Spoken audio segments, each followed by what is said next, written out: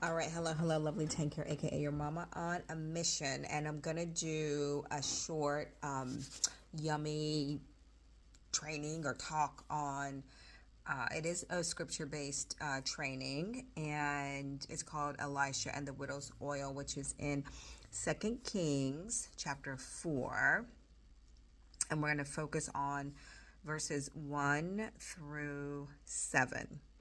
And this is like using the scripture as a reference, but really like practically applying it to your life right now, especially if there are areas that you are striving to course correct or bloom in. I'm very big in the mindset of blooming where you're planted. So here we go. Get a journal, get a pen and paper handy, because there's notes that you're going to want to write down so you can go back and further deep dive on answering these questions for yourself. So it reads as follows. This is 2 Kings chapter 4. It says, "Now the wife of one of the sons of the prophets cried, 'Elisha, your servant my husband is dead, and you know that your servant feared the Lord. But the creditor has come to take my 2 children to be his slaves.' And Elisha said to her, 'What shall I do for you? Tell me, what have you in your house?' And she said, 'Your servant has nothing in the house except a jar of oil.'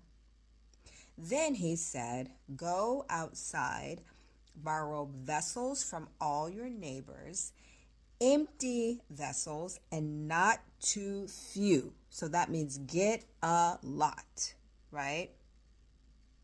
"Then go in and shut the door behind yourself and your sons and pour into all these vessels.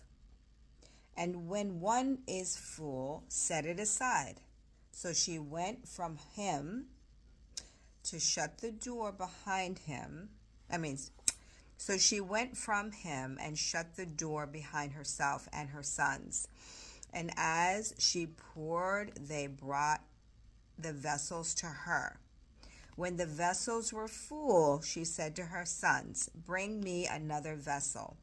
And he said to her, "There is not another." Then the oil stopped flowing.